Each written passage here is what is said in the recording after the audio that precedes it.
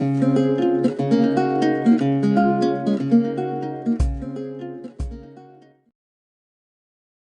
Weavers, నా పేరు శాతవాహన. ఈ వీడియోలో మనం వ్యవసాయ రంగంలో రైతు తాను పండించినటువంటి యొక్క పంటకు ఎందుకు ధర నిర్ణయించలేడు అనే అంశానికి సంబంధించి ఈ వీడియోలో మనం డిస్కస్ చేద్దాం, నేర్చుకుందాం. సహజంగా ఒక వస్తువును తయారు చేసినటువంటి యొక్క వ్యక్తికి ఆ వస్తువును ధర నిర్ణయించేటటువంటి యొక్క అధికారం ఉంటుంది. ఉదాహరణకు ఒక ఫ్యాన్ తయారు చేసే వ్యక్తి ఉన్నాడు. అతడు ఆ వస్తువుకు తయారు చేయడానికి అయినటువంటి యొక్క ఉత్పత్తి ఖర్చు,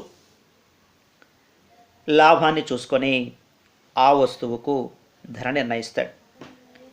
అదేవిధంగా ఒక టీవీ తయారు చేసే వ్యక్తి తాను తయారు చేసినటువంటి యొక్క వస్తువు యొక్క ఉత్పత్తి ఖర్చు మరియు లాభాన్ని చూసుకొని ఆ వస్తువుకు ధర నిర్ణయిస్తాడు.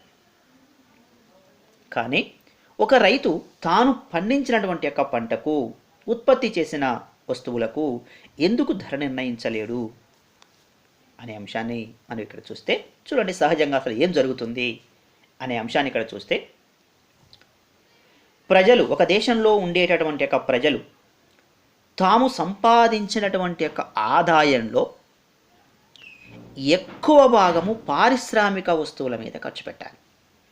పారిశ్రామిక వస్తువులు అంటే ఏమిటి అంటే fan, TV, fridge, cooler, bike, తర్వాత ఇతర విలాస వస్తువులు, సౌకర్య వస్తువులు, వీటిని పారిశ్రామిక వస్తువులు అంటే పరిశ్రమల ద్వారా తయారైనటువంటి ఒక వస్తువులు. వీటి మీద ఎక్కువ ఖర్చు పెట్టాలి. వ్యవసాయ రంగం నుంచి వచ్చే ఆహార పదార్థాల మీద తక్కువ ఖర్చు పెట్టాలి. అలా జరిగినప్పుడు ఆటోమేటిక్గా పారిశ్రామిక రంగంలో ఉత్పత్తిదారులకు లాభాలు పెరుగుతాయి. ఫలితంగా వాళ్ళు ఎక్కువ పరిశ్రమలు స్థాపిస్తారు. వాళ్ళు ఉత్పత్తిని పెంచాలి కాబట్టి ఉద్యోగ అవకాశాలు పెరుగుతాయి, ఆదాయాలు పెరుగుతాయి, దేశం ఆర్థికాభివృద్ధి జరిగేటటువంటి అవకాశం ఉంటుంది. ఇది సహజమైనటువంటి యొక్క ప్రక్రియ. ఇలా జరగాలి. ఇది జరుగుతున్నటువంటి యొక్క వ్యవహారం. అంటే ఇక్కడ ఒక దేశం అభివృద్ధి సాధించబడాలి అన్నప్పుడు ఆటోమేటిక్గా పారిశ్రామిక రంగ అభివృద్ధి జరగాలి. అంటే ఒక దేశం అభివృద్ధి చెందినదిగా చెప్పాలి అంటే పారిశ్రామిక సేవా రంగాలు విస్తరించబడాలి. ఈనాడు అమెరికా, ఇంగ్లాండ్, జర్మనీ, జపాన్ దేశాలు ఉన్నాయి. ఇవి అభివృద్ధి చెందిన దేశాలు. ఎలా చెప్తున్నాము అంటే అవి పారిశ్రామికంగా అభివృద్ధి చెందాయి కాబట్టి. మరి మనము కూడా అభివృద్ధిని సాధించబడాలి అన్నప్పుడు పారిశ్రామిక సేవా రంగాల విస్తరణ ఎక్కువ జరగాలి అన్నప్పుడు ప్రజలు తాము సంపాదించినటువంటి యొక్క ఆదాయంలో ఎక్కువ భాగం ఆహారేతర వస్తువుల మీద ఖర్చు పెట్టాలి. ఆహారేతర వస్తువులు అంటే ఇంతకుముందు అనుకున్నాం, పరిశ్రమల నుంచి వచ్చేటటువంటి ఒక వస్తువు, సేవా రంగం నుంచి వచ్చేటటువంటి ఒక వస్తువుల మీద ఎక్కువ ఖర్చు పెట్టాలి. ఖర్చు పెడితే ఆటోమేటిక్గా మన యొక్క ఆదాయ స్థాయి, ఉద్యోగ అవకాశాలు, అదేవిధంగా జీవన ప్రమాణ స్థాయి పెరిగి అభివృద్ధి జరిగేటటువంటి యొక్క అవకాశం ఉంటుంది. ఇది సహజమైనటువంటి యొక్క ప్రక్రియ, జరుగుతున్నటువంటి యొక్క ప్రక్రియ. కానీ ఇప్పుడు రైతుకు ధర నిర్ణయించే అధికారం ఇస్తే ఏం జరుగుతుంది, ఎలా ఉంటుంది అనేది చూస్తే, ఒక రైతు తాను పండించినటువంటి యొక్క పంటకు ధర నిర్ణయించే అధికారం ఉంది అనుకుందాం. అప్పుడు ఆ రైతు ఏం చేస్తాడు, ధరను పెంచుతాడు. ధరను పెంచినప్పుడు ప్రజలు తాము సంపాదించినటువంటి యొక్క ఆదాయంలో ఆహార వస్తువులు కాబట్టి తప్పనిసరిగా కొనాలి. దాన్ని వాయిదా వేయడానికి వీల్లేదు. ఓ టీవీ ఉంది, ఓ ఫ్రిడ్జ్ ఉంది, నీకు డబ్బులుంటే కొంటావు, ఇష్టం ఉంటే కొంటావు, లేకుంటే లేదు. కానీ ఆహార పదార్థాలను వాయిదా వేసే అవకాశం లేదు. తప్పనిసరిగా కొనుగోలు చేయాల్సిందే. ధరలు ఎక్కువ ఉన్నా కొనాల్సిందే, ధరలు తక్కువ ఉన్నా కొనాల్సిందే. కాబట్టి ప్రజలు తాము సంపాదించినటువంటి యొక్క ఆదాయంలో ఎక్కువ భాగం ఆహార పదార్థాల కోసం ఖర్చు పెట్టాల్సి వస్తుంది. మిగిలిన తక్కువ భాగం పారిశ్రామిక వస్తువులు, ఆహార పదార్థాలు కాకుండా మిగిలిన వస్తువుల కోసం ఖర్చు పెట్టాల్సి వస్తుంది.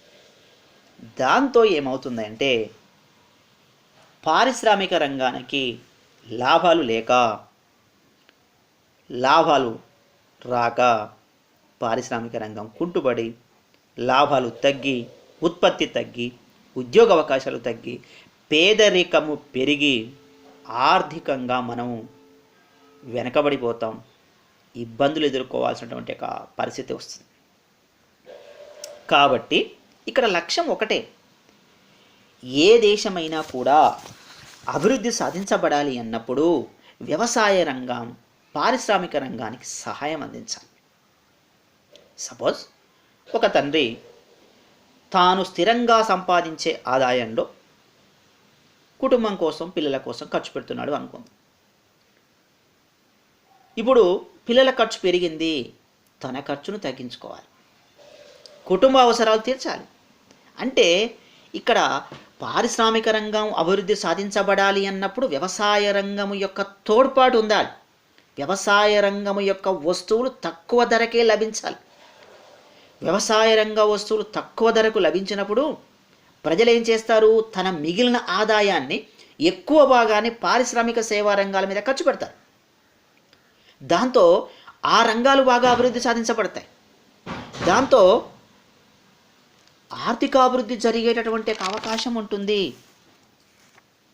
కాబట్టి అంతిమ లక్ష్యము మనము పారిశ్రామిక రంగం అభివృద్ధి సాధించడమే. కాబట్టి వ్యవసాయ రంగం అనేది పారిశ్రామిక రంగానికి సహాయం అందించే విధంగా ఉండాలి.